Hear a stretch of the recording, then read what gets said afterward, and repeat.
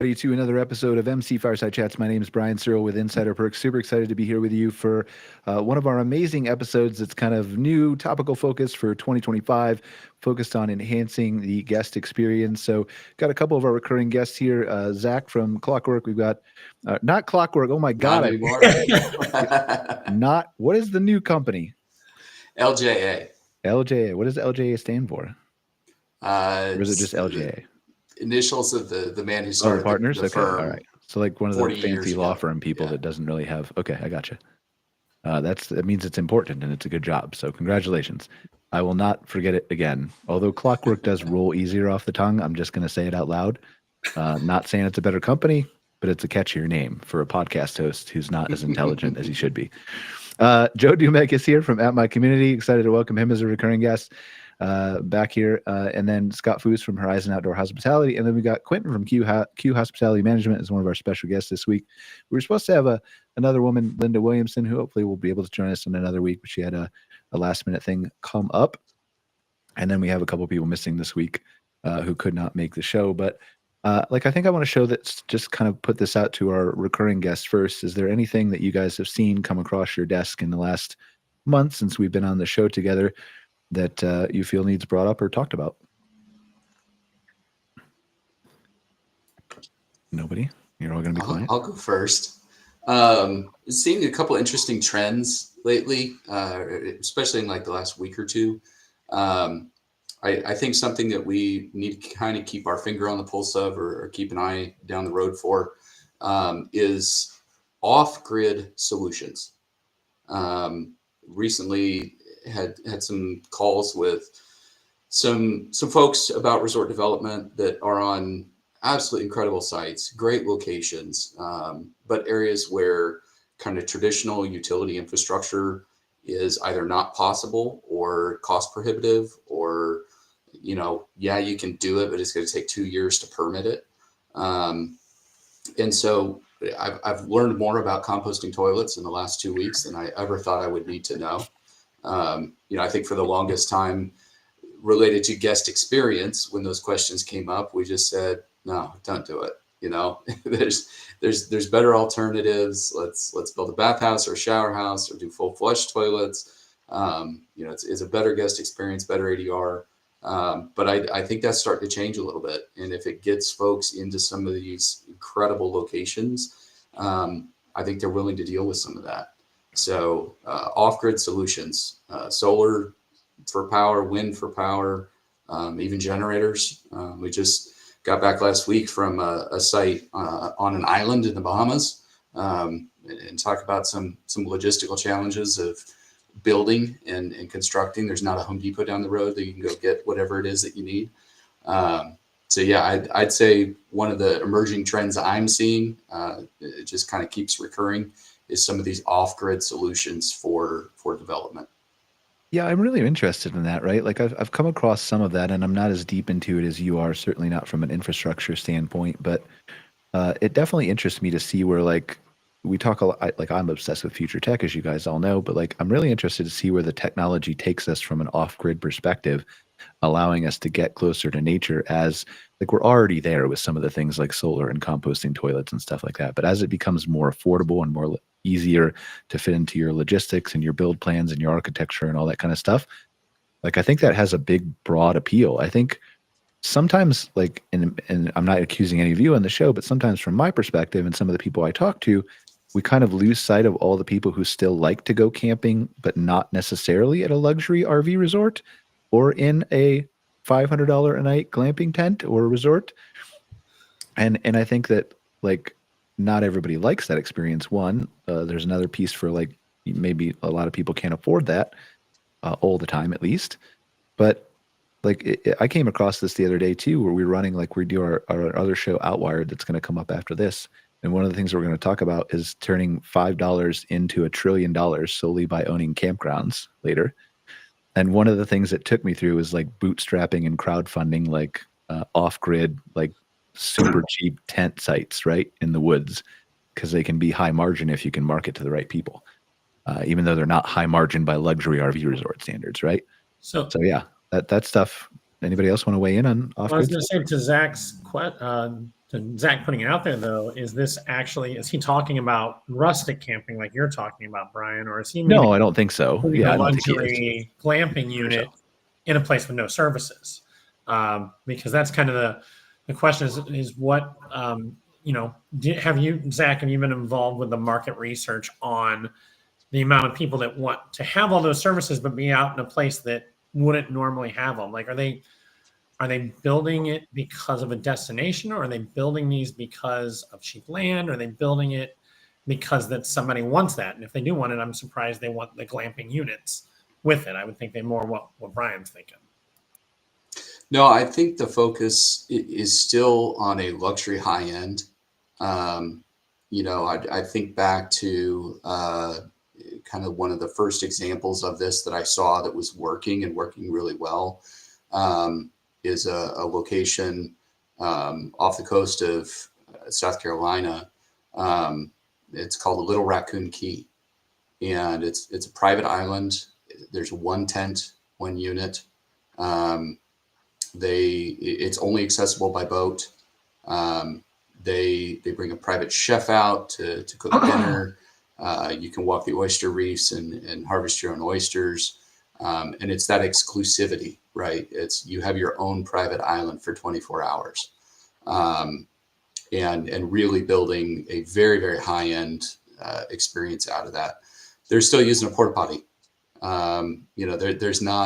There's not huge amenity spend. There's nothing like that. And I think the last time I looked, they're over $1,000 a night for that location. So I think it's a different market. Is it as broad of an appeal as some of the other kind of more concentrated, 15, 20, 30 glamping units? I don't think it has the same mass appeal, but I don't think it has to. I think it's a different customer base that's looking for that. They really want something unique, something exclusive, something maybe that does book a year out, and I don't think there's ever going to be, tens of thousands of these things. That takes the specialness away from what it is. But that doesn't mean that it's any less viable from a business perspective, right? If you think about doing a regular glamping unit at $100 or $150 a night versus one of these exclusive stays at, $1,000 a night, I have to rent that regular glamping unit 10 times to make the same amount of money. And I have 10 times the amount of work and staff and turnover and housekeeping and all the rest, for the same revenue potential. And so I think that's another trend that we're seeing is really a focus on maybe fewer units, but doing them to a much higher level and trying to capture a higher ADR. And I think back to guest experience, which is what this episode's about. I think if you can create something that is unique, that is experiential, that is immersive, and in this case, exclusive, that there's some kind of scarcity to it. I think it's still, it boils down to that guest experience, right? And if you're able to deliver that, even a one very high-end unit, you still have the same revenue potential. Yeah, I mean, this interests me from a niche standpoint too. Like you're talking about, like it's maybe not that mass market appeal, but it has enough people to fill your glamping resort, and that's what you need. And if you're marketing correctly and doing your market research correctly, and you're targeting and understanding your audience correctly, and obviously providing a great experience at that place for the type of people you want, you can easily fill up. This idea of the mass market appeal to, and you know this, Scott, like I'm not saying you do this at your company, but you know this because you've talked to so many people, that there's a default tendency to like, I'm an hour and a half from San Antonio, just making up a place, right? Like you gotta like put all my Google ads in San Antonio. Like, no, you don't want that. You're going to waste a bunch of money. But they all by default want to go after the biggest, most mass market possible. And I think if they just put a little bit more thought into the experience they were offering, and whether that's niche glamping or a niche RV resort or backcountry camping or like whatever, then I think if you find and narrow down your market, then you can make that happen. Would you agree, Scott? Or Yeah, no, what comes to mind is the adage of selling a story versus selling a place to lay your head or park your RV.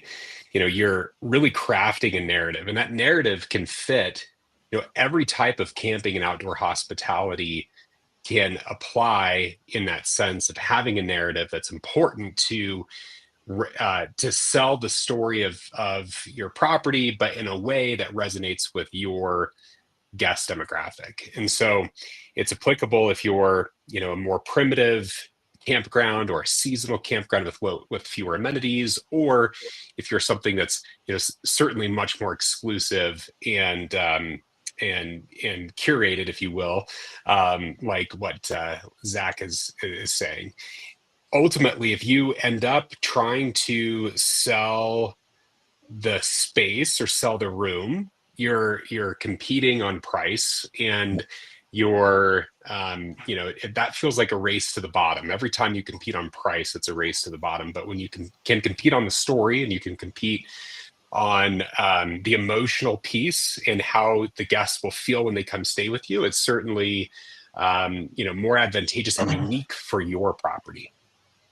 And I don't think this has to be hard for people, right? Like, I think often, and not everybody, and not even saying this is a majority of people, but I think often when you hear enhancing the guest experience, there's a default tendency to say, like, this means building a huge water park, or adding a miniature golf course, or redoing my swimming pool, or adding cabins. And it doesn't have to be that expensive or that dramatic of a change.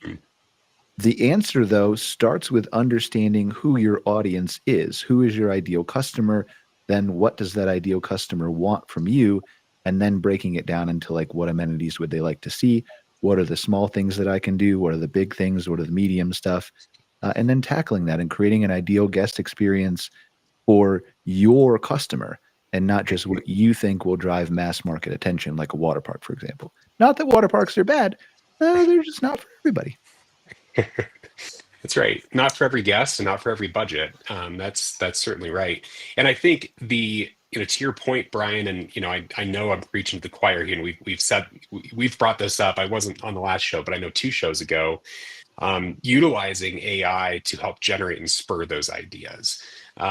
Just really understanding that a lot of this can be human led, and in today's world, it's exceptionally difficult to find really great people. But the more time you spend and the more you invest in your people, the better return you'll have, of course. And if you invest in the time for people to be able to lead activities and hosted on-site experiences, like nature walks or stargazing or something like that, or just even hosting a campfire on the weekends. It can be very simple, but if you utilize AI to help generate some ideas for your property and plugging in your area and your average guest, it's amazing the results that get returned, and the ideas that can be produced for you and broken down in practical ways also. Yeah, and if you don't do that, then you're gonna. And sorry, Zach, just 1 second. But then if you don't do that, right? If you don't, whether you use AI or a company or whatever else, right? But if you don't do that, then you end up with the people standing around waiting to give the tours of the stargazing to people who just want to be left alone, right? So yeah, go ahead, Zach. Yeah, I was going to add to that and say it doesn't always have to be something that you do as a host or an owner either. I think part of that guest experience, part of what we approach with every site is, what's here, what's in the area. Is there a partnership, kind of a strategic partnership that you can make with folks that are in your area that are already doing some of those things? I worked with a client last year. We were talking about what are people going to do when they're here, when they get to this property, what's there? And they had taken a trip recently and signed up for a mushroom hunting class, where literally they took a group of people out, walked them through, I think it was like State Forest Service land, and just taught them about all the different mushrooms that were growing in this area and what a mushroom needs to grow and which ones are safe to eat and which ones you might want to stay away from because they'll make you sick, and which ones might be a lot of fun, but you still make you sick. And they came home and they were walking their property. They're like, oh, And we see these, and now we know what it is, and we've learned all about it. And so, I think it doesn't always have to be something that you are facilitating or hosting or creating on your property. Sometimes it's finding what's in your area, finding what's in that season, finding somebody that's doing those things already, and just being the facilitator, connecting your guests when they book with you. Hey, for the next 3 weeks, we have this local craftsperson that does this, and they're willing to come to our site and do it. And so when you book your stay with us, you can book that experience as well. On top of that, oh, sorry, I thought you were done. No, Joe, this would be good for you to weigh in. I was gonna say, on top of that, one of the things we recommend to our customers, especially if they don't have a lot of on-site events and activities, is working with those people in the local area, especially if they're using a product that already has affiliate marketing and stuff built into it. So not only are you providing the guests an experience they wouldn't have otherwise, but you're getting some revenue out of it. Yes, you're using a Fair Harbor or something like that, where you're just getting a cut just by sending them in that direction. It benefits all three parties. And so that's something great to have. This is more so for our chamber business than our RV resort business, but we recently partnered with a company that builds event calendars for a local area.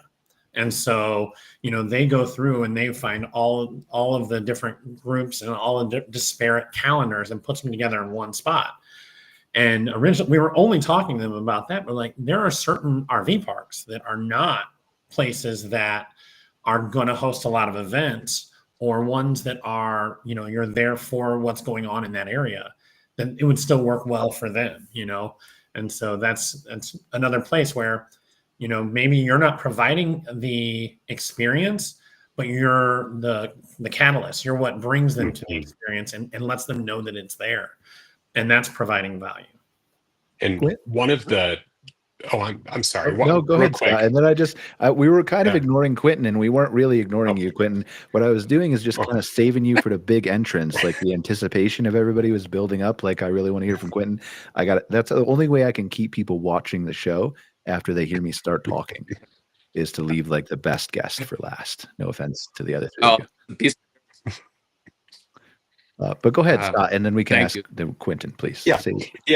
I was just going to share that, in our space, it feels like one of the biggest disconnects is how you incorporate that local area and local immersive experience optionality into the booking process and making it flow really well. And that's, we're excited about, as it's no secret, there's the Flip 2 product that's an overlay into the booking process. It doesn't replace it, but it overlays, and it does more than just help share what's going on in the area during certain booking periods. But certainly recommend that as a great first step.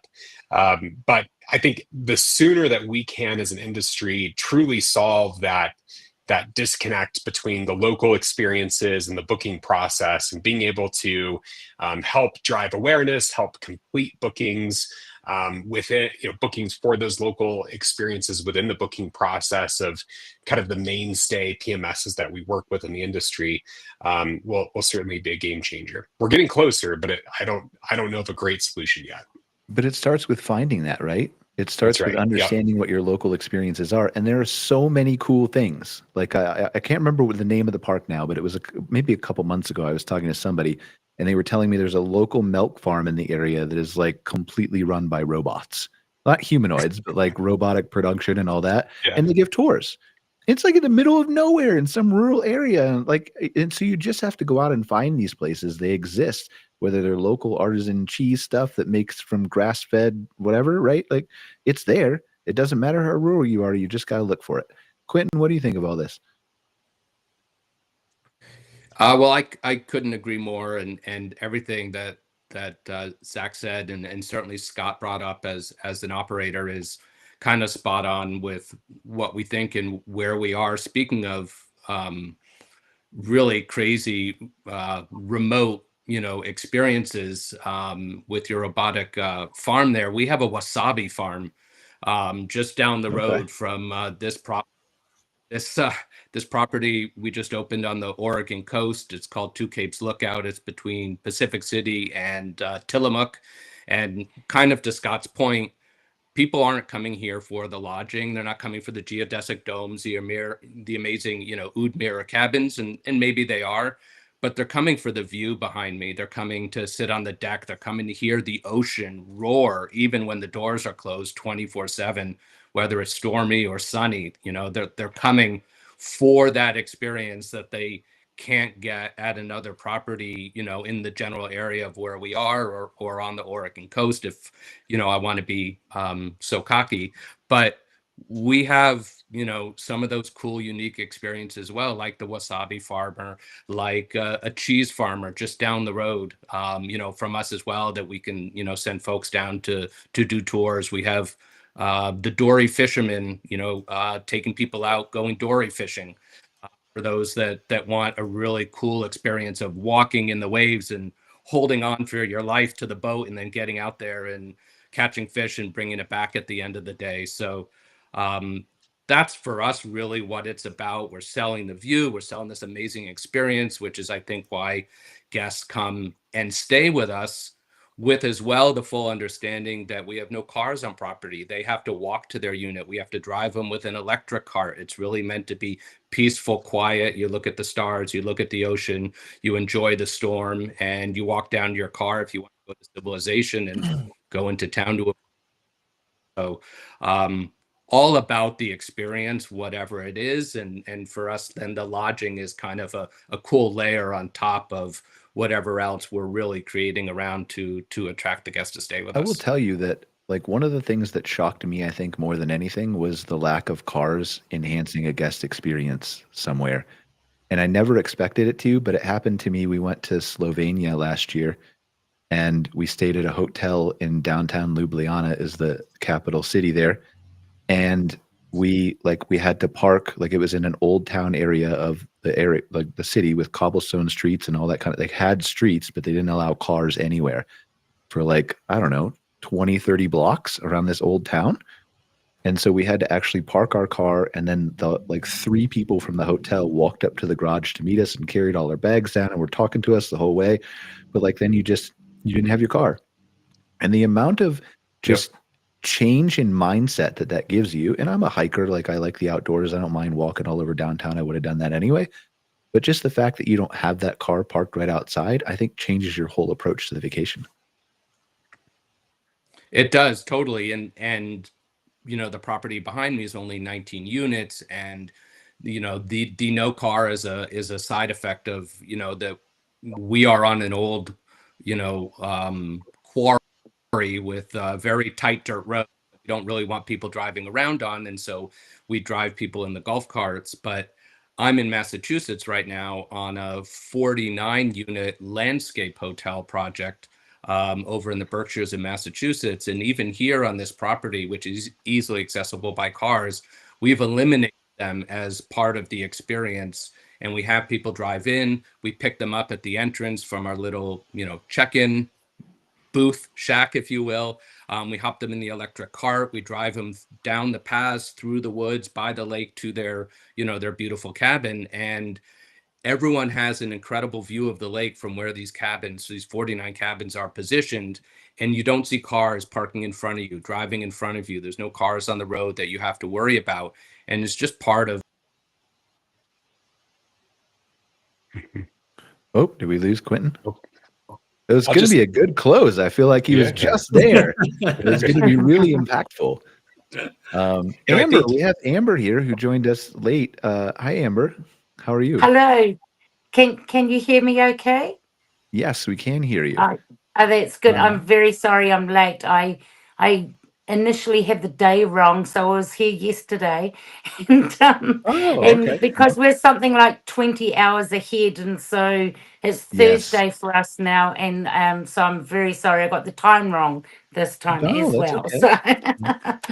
So we'd love to hear just a little, I don't want to switch topics, guys, but we're to catch you up, Amber, we're talking about enhancing guest experiences. We've been talking about the different ways that you can do so, both at like luxury RV resorts and off-grid places, and just the ways that you can meet those guest expectations based on both who your target audience is and who you want them to be, which is shaped through your branding and things like that.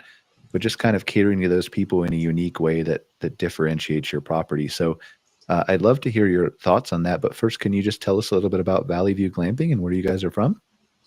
Sure. It's Valley Views Glamping, and we are in the South Island of New Zealand. We are about 3 hours drive south of Christchurch and a couple of hours drive from Queenstown. We have 6 geodesic domes, and we are located on a small farm, which is in the hills above the Waitaki Valley. And we have a communal lodge. I've put a picture behind me. You can sort of see it, but we have a lodge which has a kitchen and dining and bathroom facilities.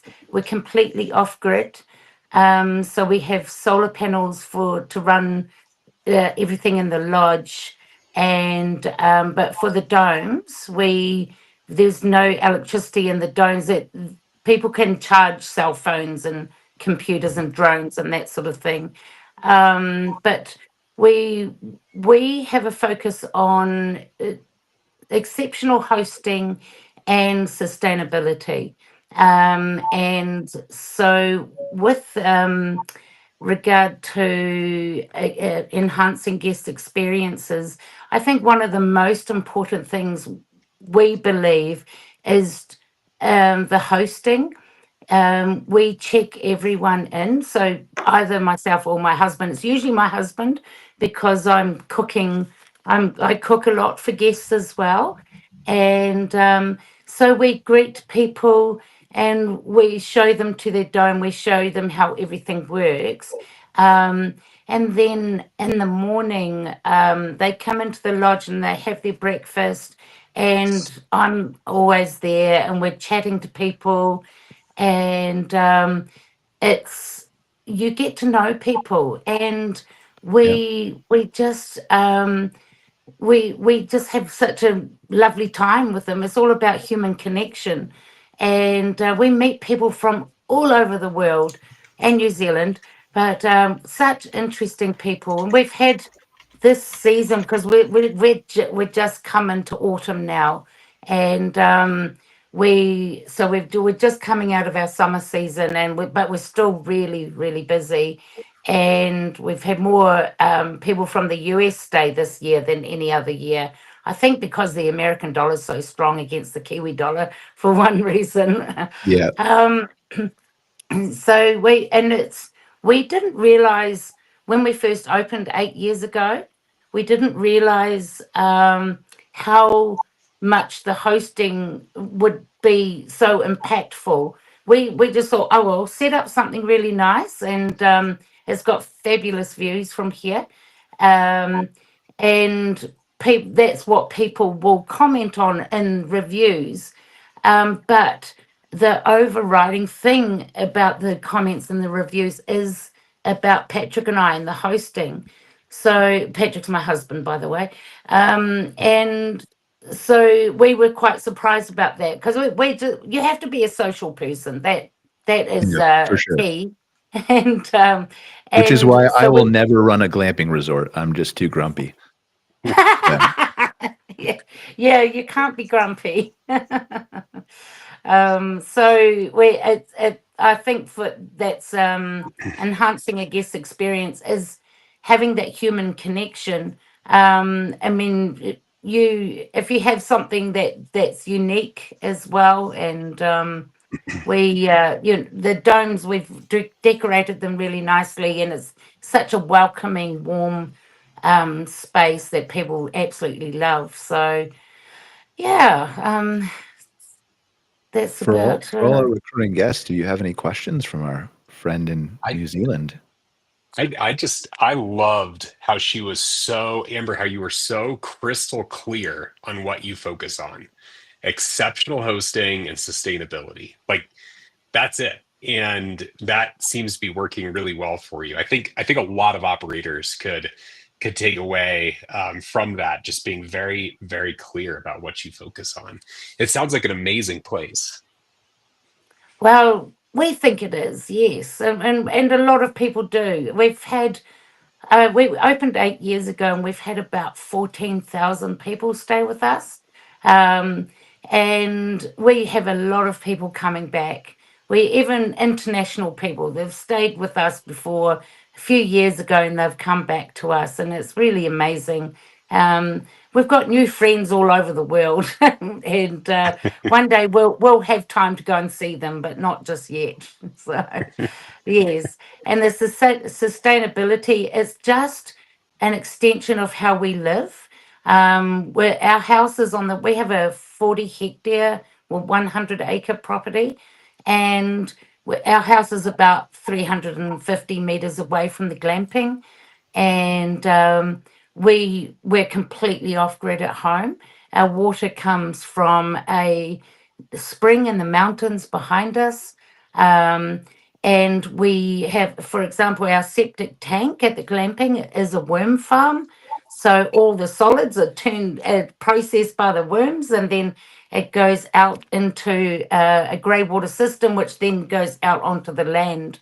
And we recycle everything. We grow some of our own veggies. It's just how we've always lived. It's how we were both brought up.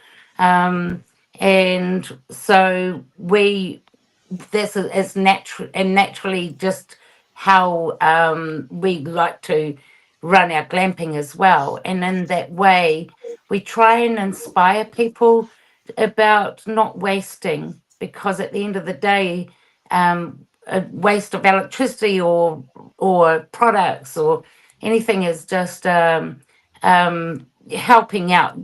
the planet in a small way. So yes, we just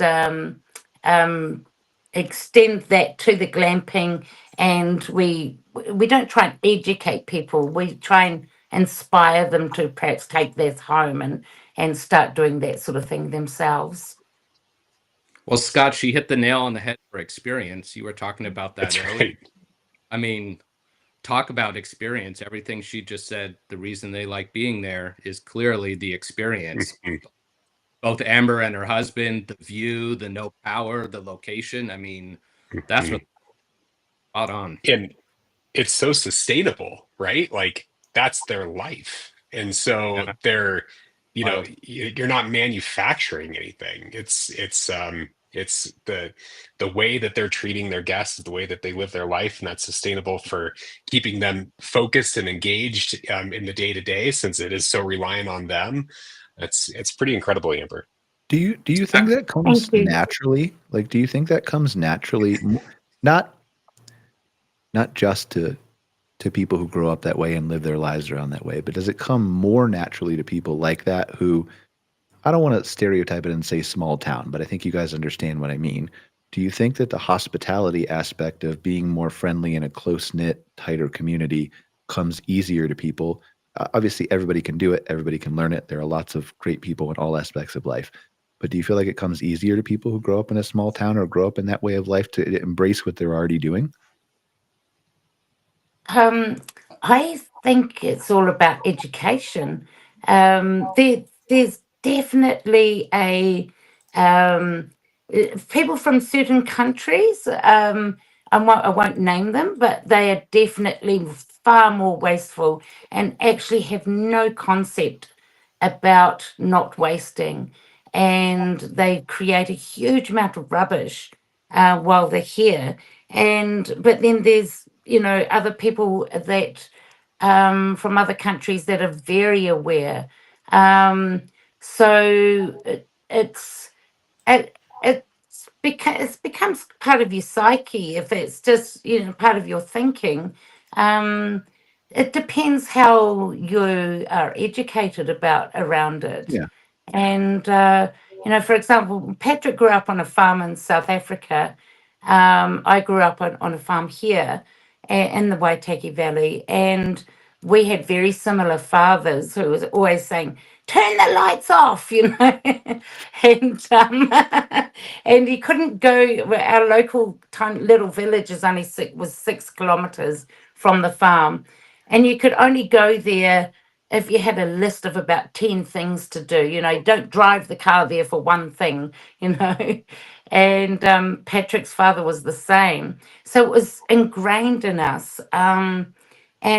But you know, now it's become very important for the world, and the people are being educated about it. But it's just the simple little things they may not know about. And so we do our best to try and just let people know that, you know, there's things you can do to stop the wastage and stop buying things in plastic. And yeah, we have our own chickens as well. So all of our scrap food goes to the chickens, and people get their eggs for breakfast. So it's it's yeah. Back to your question, was I think it's all about education, and at the end of the day. For the hospitality portion, to Scott or Zach or Joe or Quentin, do you have any thoughts on that? Like, is there any kind of discernible pattern there? Like, I'm not saying anybody's better or worse at it. Just does it come more naturally to some people? I think I'm always reminded of what I've heard Chris Jube, the glamping guy, say so many times, and that is it's a calling, right? You have to have, I think he calls it a heart for hospitality, right? That heart for people. And yes, I think that there's some people that, because the way they grew up, the values that their parents instilled, their family instilled, or their community, you know, the circumstances of their environment, where I think that comes more natural and easy for them. And I certainly think that the people who have the best, you know, the best experience, or are delivering the best experience, certainly have that heart for hospitality.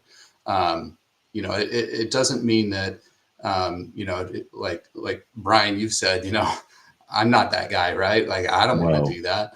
And that doesn't mean that you're not able to be in this space, right? Like, I could do it, I just wouldn't love it. Right. But I think authenticity is also key to you know, this guest experience that we've been talking about.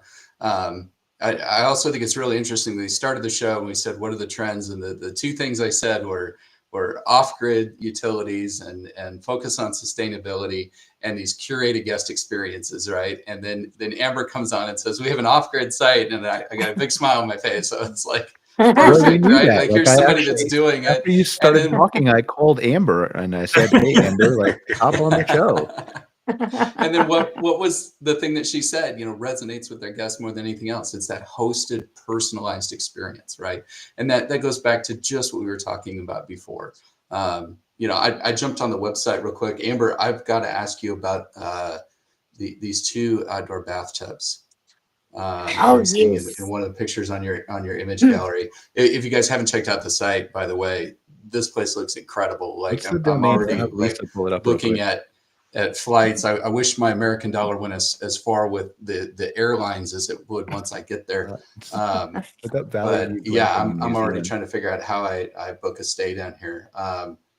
Yeah, there's this one image with the twin clawfoot tubs on the outside. So that we have a forest just that backs onto the glamping, just a pine forest, and we've got two sets of 2 outdoor baths in the forest, and we've also got 2 outdoor baths in front of our biggest dome 4. If you go onto our Instagram, it's probably the best visual, Valley Views Glamping on Instagram. Do we have it here? Is this what we're looking at? Oh, yes. And the clawfoot baths are old baths, so they're recycled, repurposed. One of them someone gave us that was in their paddock in the field on their farm. And so they're very rustic, but they add to the guest experience for sure. And people love just the views from the bars are fantastic, and people love soaking in the hot tub in the bath when they arrive, and they're open all night, so people can go anytime. In the night, there's stargaze from the baths as well. So they are But definitely one of the attractions of staying here. by the way, I also looked at the bookings. 3 months lead time right now. If you said today, I love this, I want to go stay, you're looking at June or July for the first weekend availability. So I think bravo. this is a great example, though, of not necessarily the easiness, but the ways that you can enhance the guest experience so easily that you don't think about, right? Like the outdoor clawfoot bathtub. Like this was something that we experienced in Iceland when we went there a few years ago, where just the hot tubs were outside the back of the hotel, like individual hot tubs outside, like 2 rooms would share it, right, or something, but in a field where you could just see the starry night sky. Or they had hot springs out in the middle of nature where you're in a field. And it just is so easy to change the perception of how special something is by just doing something as simple as like putting a bathtub outside. Like, and obviously that's logistically not as easy as putting a bathtub outside, but it's not as hard as it seems either. It feels very, it feels like authentic hospitality specific to, and I know that word is overused, but it feels very authentic to a New Zealand experience. And they've done exactly that, which I think is the key back again to selling experiences, not necessarily, heads in beds or a place to sleep for the night. When Patrick and I were setting up our glamping, we tried to base it on what we like specifically.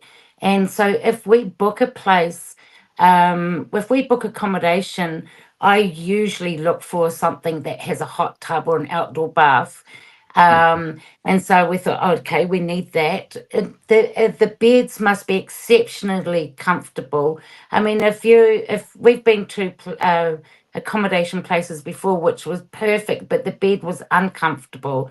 Ruined the whole So thing, yeah. it wasn't perfect, so it was the only thing that they didn't get right. So we would never go back because the bed was so uncomfortable. So the beds had to be super comfortable.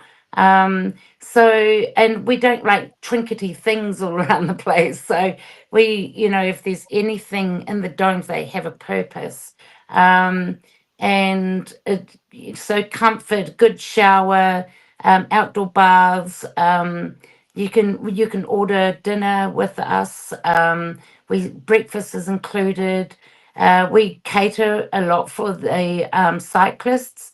So we have the Alps to Ocean Cycle Trail, which runs from our highest mountain, Mount Cook, to the east coast town of Oamaru. It's 300 kilometers long. It goes down our valley. And so we also make packed lunches for cyclists. And so the other thing is that one thing we didn't want to do was put all of our eggs in one basket and only focus on a target market of, say, just young couples, which is what we mainly get is young couples. But we wanted to welcome families, and people with children stay here a lot. And we run retreats as well, so people can book the whole place out, and we have retreats here quite often. I've got one in about 2 weeks. And also people will book the whole place and have a party. So they'll come and have a party with, might be celebrating a 50th birthday party or something. Yes, so we initially wanted to set it up as something that we would enjoy ourselves, and we believe that what we would enjoy, most people would enjoy too. So yeah. I think it's interesting, and I want to just circle back to your bed comment specifically, but it obviously extends to other things beyond that. Like we talk a lot about enhancing the guest experiences and adding things like outdoor bathtubs and all that stuff, right? But like if you don't have the basics covered, like Scott, you've been managing parks for 20 years now. Like how many times did you go in and manage a park for the first time and find the inch thick blue mattresses in the cabin? And you're like, what the That's right. Right? Like, That's you know what I'm right. talking about. I know exactly what you're talking about. I guarantee there was probably a bed bug in there too. But yeah, yeah, it makes a huge difference. And when you focus on those things that like are the non-negotiables, like, a clean room or a comfortable mattress, people can be really forgiving about many other things, but when they didn't get a good night's sleep, they're not going to be very comfortable, or not going to be very forgiving for that. So that makes a lot of sense. Mm. Yeah, and so let's spend the last few minutes here. Let's talk about some of the basics that, like, before you go into this, because it is important to get here to enhance the guest experience, but you've got to set a baseline for the guest experience first, right? So, like, Joe, you've been kind of quiet. Like, obviously, an app is one way you can set the best guest experience. That was my way of shouting out to you since we haven't talked to you too much. But like, let's set like what is the baseline of the fundamentals? Joe, you travel with a lot of parks with your family. Like, what are the non-negotiables that you have to have? Forget the nice water park, which certainly can enhance the appeal for especially families like yours with kids, or the amenities or things like that. But like, what are the basic non-negotiables that you have to have? Well, You in should- terms of guest experience, so when we started our company, we went out on the road for 3 months. Rose, who used to work at the Ritz-Carlton, walked into 313 RV resorts over that 3 months. And she was astounded at how few people even looked up, much less smiled at her. So I would say number one is friendly staff. Having the staff acknowledge that you exist is probably number one on the list in our world. I don't need somebody to be, taking me to my site. I don't need somebody to be around me at all times. But just to ignore a guest walking in fresh, show from me you outside, care. Yeah. that's kind of the one that by far stood out. I almost said this before we even got to Quentin earlier when we were talking about the little things that don't cost anything. You're not setting things up. It's making your staff, I guess, like their job enough that they're happy and they smile at people. Yeah. Obviously, if you're paying $7 or $10 an hour and you're mean to your employees, they're never going to do that. So you gotta put them in the mindset that they're talking to guests, and that they are hospitable just as you are. So I think that's probably the biggest one for us. Yeah, and it's such a little thing, but it's also such a hard thing too. Like if you're an owner who doesn't have that personality, like me, right? Like, I mean, I can have that personality. I do at conferences, but it's not my favorite thing to do, right? But like understanding your weaknesses and then hiring for those. But like, it's not as easy, and you can probably testify to this, Scott, like to find those people. Like they exist for sure, but it's not easy to find them always. Yeah, well, and especially in, I think about a lot of the locations that we manage in are not, that different from where, many other people operate in too. And there can be very small town or very remote. The labor markets can be very challenging. We have a handful of those. And you end up, I mean, you have to create that culture from the very top.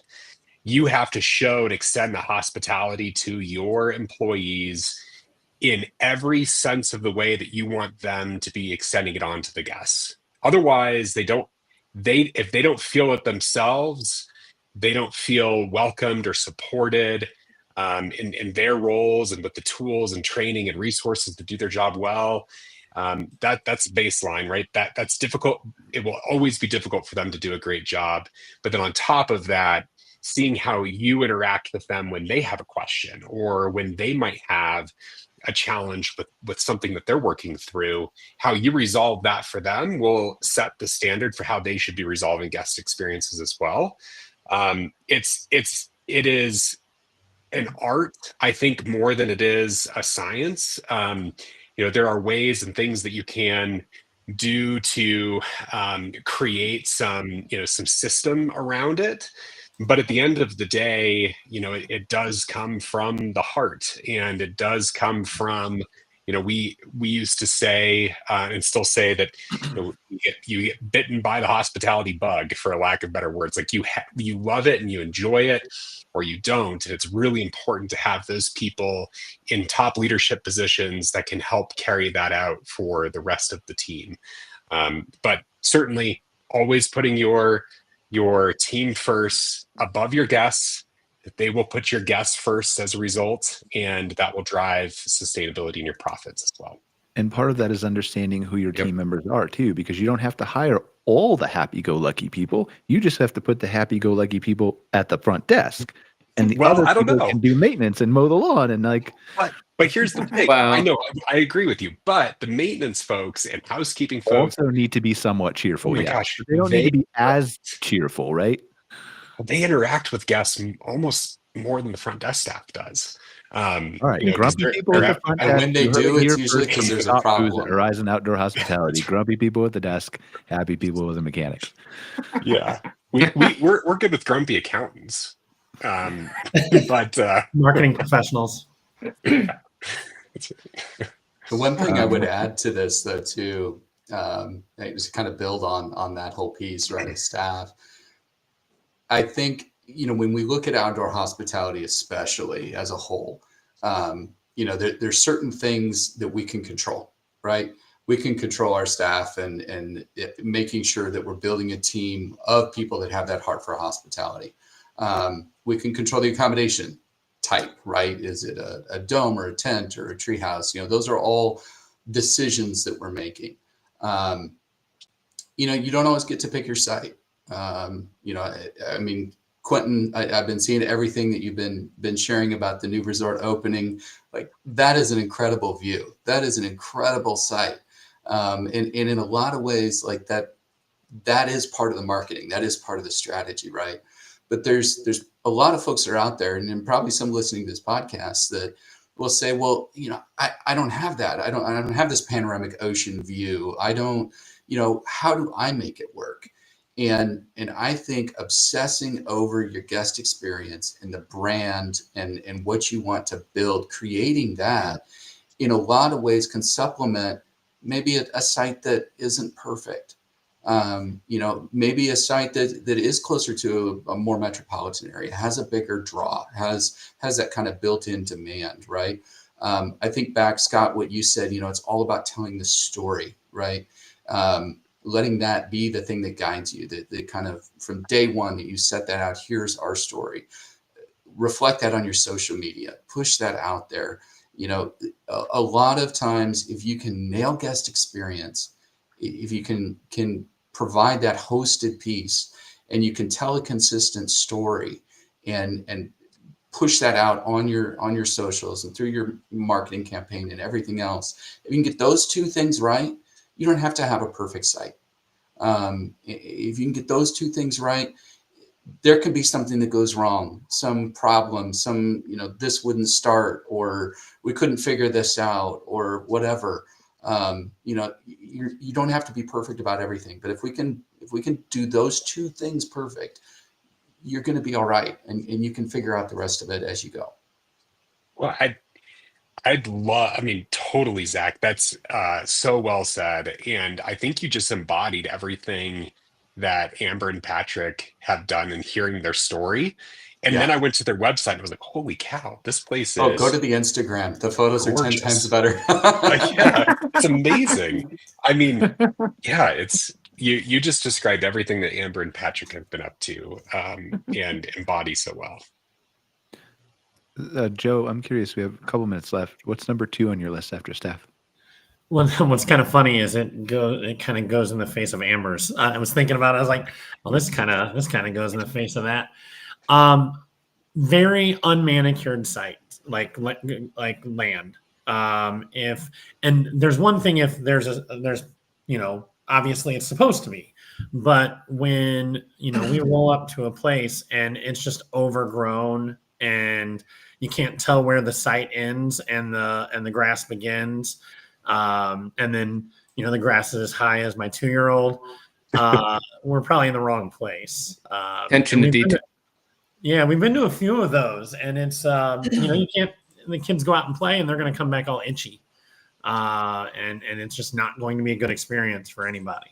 And So that's unforgivable, right? Like like you can say like you have trouble hiring staff and stuff like that, but if you have the overgrown sites, it's unforgivable. Like even if you can't hire somebody to mow your lawn, like just get a couple goats and put them out there. They'll keep it manicured. Like there's strategies, right? Like I mean, come on, but like seriously, yeah, no, like, that's it. It's easy. Yeah. Well, and to Joe's point, that attention to detail is so important. It's part of the experience, it's part of the service. It's the first thing you see when you come to the property.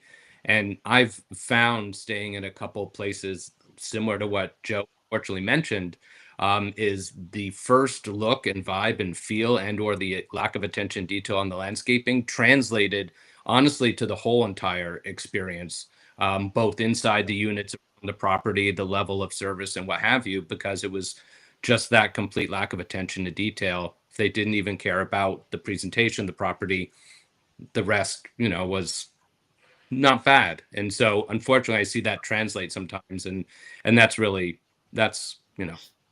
that's a side of hospitality, I suppose. But it is unfortunate when that happens. I just had to chat GPT myself to make sure I was correct, whether goats eat grass or not. They prefer a varied diet. Weeds, brush shrubs, everything. leaves, and even tree bark. So that's like actually even better for maintenance. Yep. Goats eat anything. They clean up. But like if you want a natural lawnmower, I ask a follow-up. If I want to naturally mow my lawn, what's the best animal? Sheep. Yeah. But then what you do is you get the goats out there to manicure everything. Then you build a guest experience around milking the goats. Yeah. And then you do fresh homemade mozzarella with the goat's milk. And then Amber brings in the charcuterie board with all of the cured meats and and now somebody's going home with this whole experience of like, you're not going to believe what we did in New Zealand.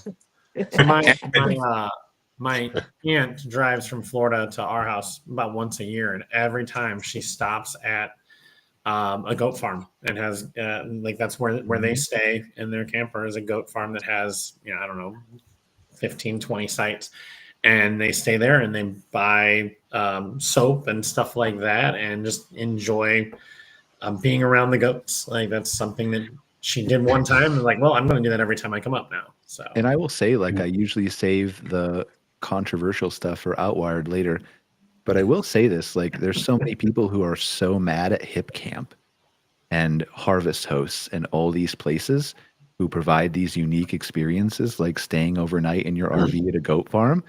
And the honest to God truth is like, you only have to be mad at yourself for not providing an experience that not matches that, but like provides something that makes your place special, right? You're not competing with the goat farm, but you have the ability to tell a story, to do your branding right, to provide a unique niche experience, whatever that may be.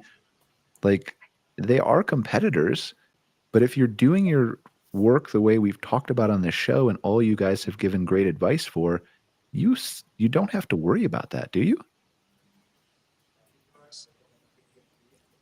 Nobody wants to comment on that? They have to be doing a lot of things right too. So again, I'm always a big fan of kind of the rising tide gathers all ships, right? I think the more of those kind of activities that are in an area, the more attractive it is for potential guests.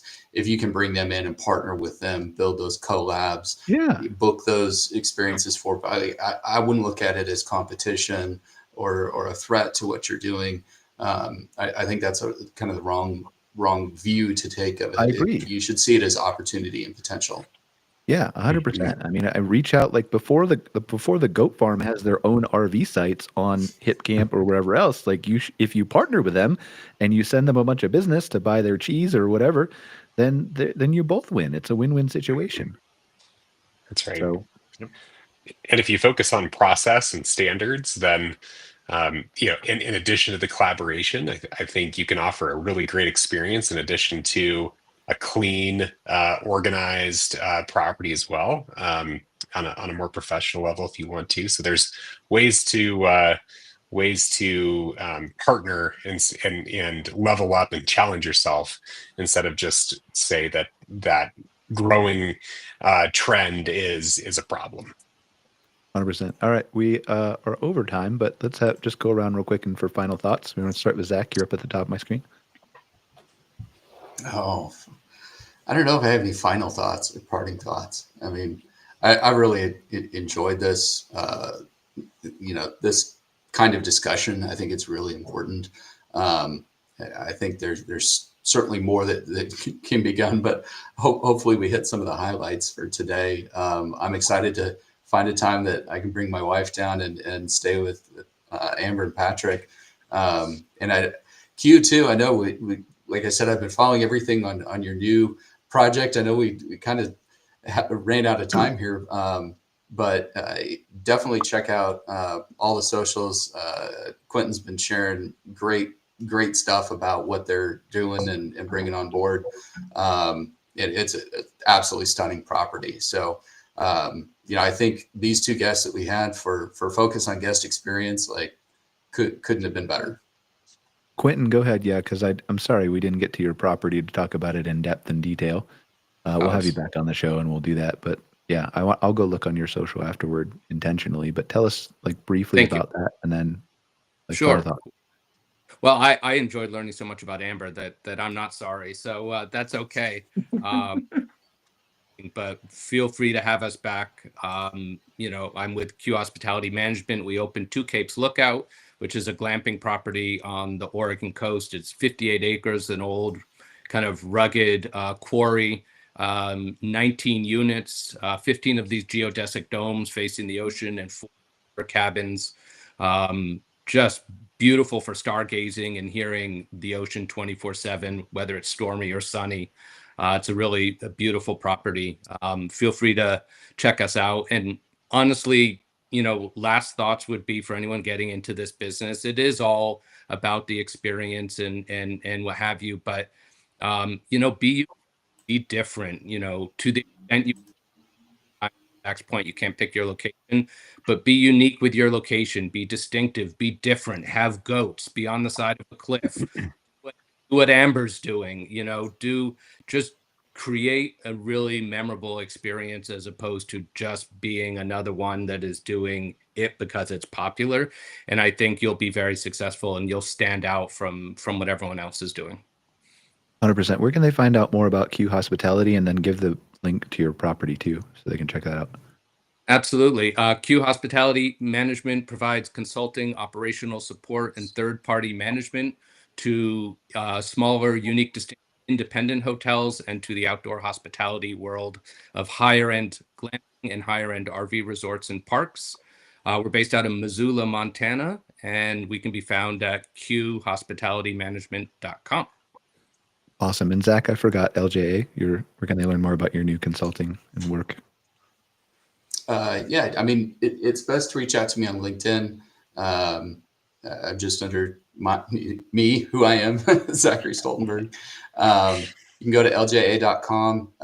Basically, this is somewhat a new venture. We just launched the architectural division, which is kind of a new thing for an engineering firm.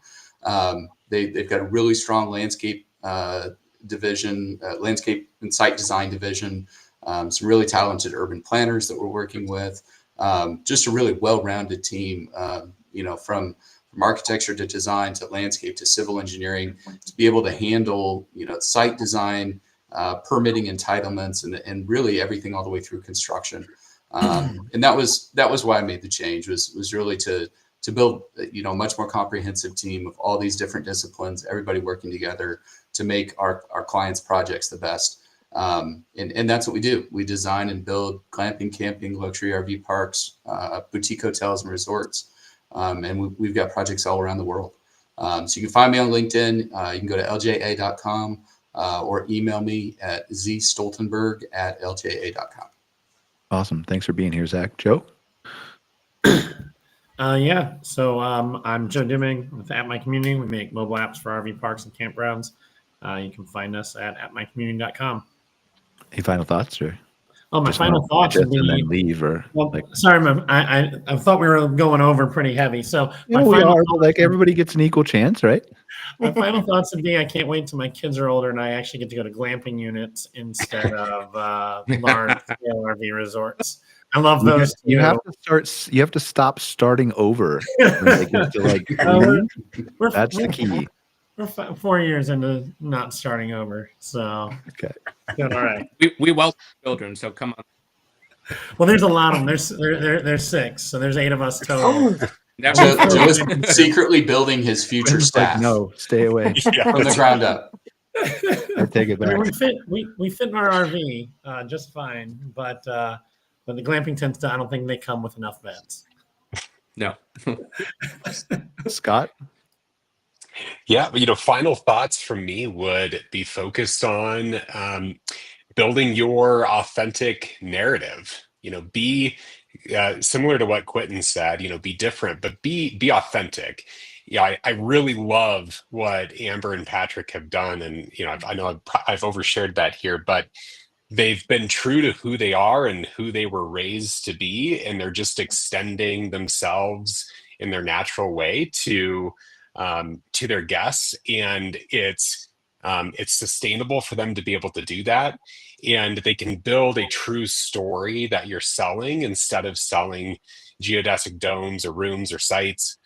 You're selling your story. So be authentic, understand exactly what your focus is and tell a great story around it. And where can they find more about Horizon Outdoor Hospitality? Sure. horizonoutdoors.com. We're a third-party management and consulting and professional services firm exclusively serving the outdoor hospitality space. Awesome. Thanks for being here as always, Scott. And last but not least, Amber, all the way from New Zealand. Where can they find out more about your property? So you can go to our website, which is valleyviews.co.nz. You can book through the website there if you'd like to come and stay. And I've forgotten your name, but the one with the 6 kids, I just wanted to let you know we are building a 10-meter dome this year, and it will have a mezzanine floor in it, and it'll have a bed downstairs and a bed upstairs and a fold-out sofa bed, and we would be able to accommodate your family all in one dome. So we're hoping to have that ready by our spring, which is around October. And I just wanted to say thank you for having me on. This has been a great honor. And I think for anyone that's considering setting up a glamping business, for me, which was a big surprise, was the hosting it's very important. Getting to know people, sharing your story, and we just love meeting people, and we love hearing their story. And everyone has a story, and it's about that human connection. And people go away feeling like their love tank has been filled because because of the connection with us. And so I can't emphasize enough how important the hosting is. Well, thank you so much for being here, Amber. And I don't want to speak for Joe, but Joe, just in case that tent isn't lining up with your vacation plans, the bigger one, she said she has 6 separate units in case you just want a kid to be in each one. That's nicer. Yeah.